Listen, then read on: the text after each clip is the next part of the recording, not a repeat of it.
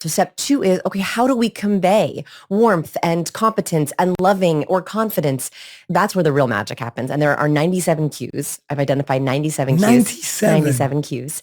With the very beginning of my career, I realized that humans were sending these social signals back and forth. Your nodding, your hand gesture, your feet, your voice power. And I just missed them all. I have a affliction. I tend to misinterpret neutral faces as negative. I think we all do. And that's when I started to realize, okay, what are the actual negative faces? So I discovered, the research on microexpressions, the 7 microexpressions, which we can talk about. And then I started to categorize these patterns just for me.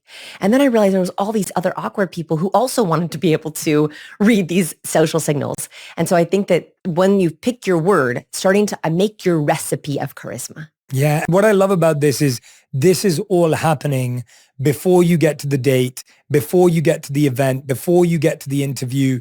This is where it has to start. And I think so many of us turn up and naturally, by the way, me included, I think the challenge I have is people may assume that I'm always confident and have it all together. If I don't prepare for an event, I can turn up and feel exactly the same way because I walk in and I'm rushed there and I'm thinking, gosh, what am I going to say? Like, why am I here again? And why is that person looking at me with that win? Were they, right? Okay, so this is good. Let's add a step to our exercise. Please. Which is, I'm just thinking about this now.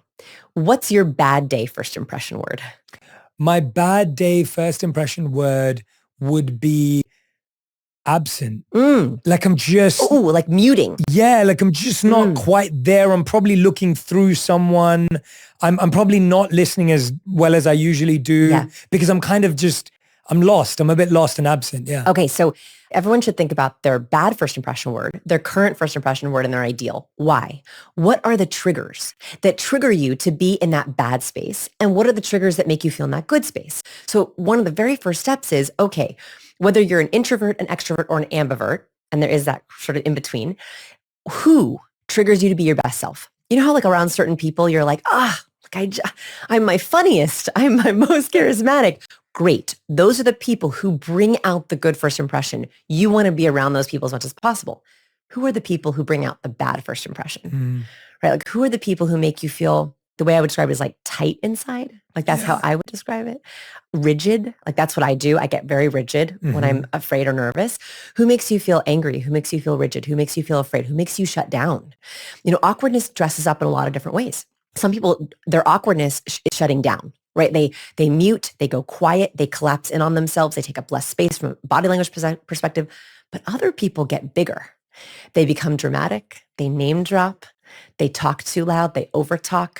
Like that's also a way that our awkwardness dresses up. So what are your triggers that make you do that? The people, but also the places. Yes. Right? Like I love a one-on-one conversation. So I was more excited for this conversation than I would be like, if you were to say, Vanessa, come over to my house for a happy hour. Which never happens in my house. Okay, great. Okay, because I'm not coming. I can't come. Or if I come, I would be like agonizing the whole time. Yeah. Like a rooftop bar, a loud nightclub, just like not my space. Same. Like it just triggers all the bad stuff in me. So I think that like knowing who and what is going to also set you up for success into getting to the better, taking control, right? Yeah. If you can control the people and the places where you want to show up your best self, that's like step number 1. That's the groundwork. And I think that that's hard, shifting that, moving that forward when you have to start going to places where you don't know anyone, right? And often it can be quite magnetic. We can be quite drawn to it at first because it feels like there's awe and reverence and there's this feeling of, wow, you blow me away and you have so much magnetic energy, only to realize it was manipulation and narcissism. How do we tell the difference between charisma and narcissism? This is why I like the CAR test, is typically narcissists have a pattern. Narcissists blow you away with their charisma at first. You are just in awe. They know how to signal warmth and competence. They're finding me too moments. You're like, wow, I'm clicking. And their confidence is contagious. We love to be around highly confident people, which often narcissists are very confident.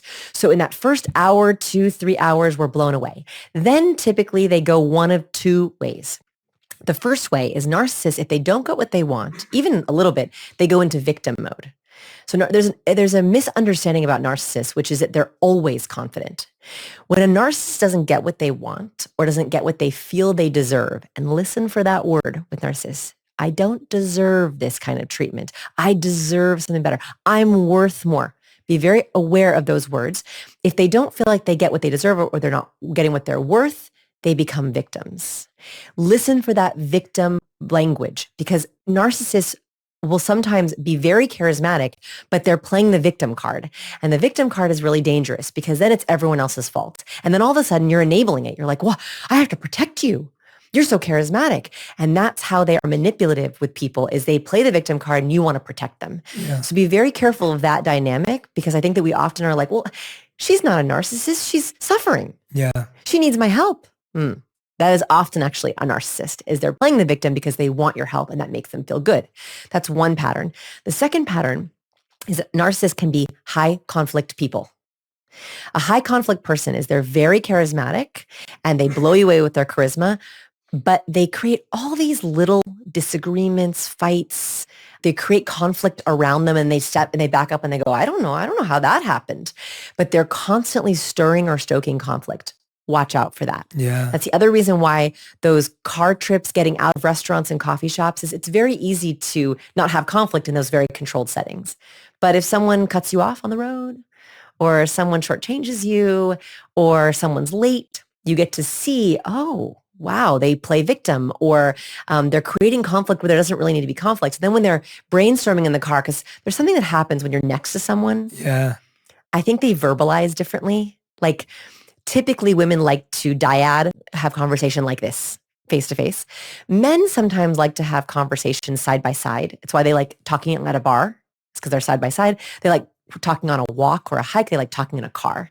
So sometimes if you're next to someone and they're just driving, or you're driving and they're listening, they'll say things they wouldn't normally say in a face-to-face dyad. And you might hear, oh, that's interesting, those patterns. I didn't know that you felt that way about that thing. And so you want to make sure that you're looking for those secret patterns of manipulators, not just the obvious ones. Yeah, that what you just said there about the way we sit and speak to people, it's a lot more easy to be open with someone if you're not staring eye to eye, especially for men, I assume. Yes. And there's a sense of we're kind of moving in the same direction rather than against each other.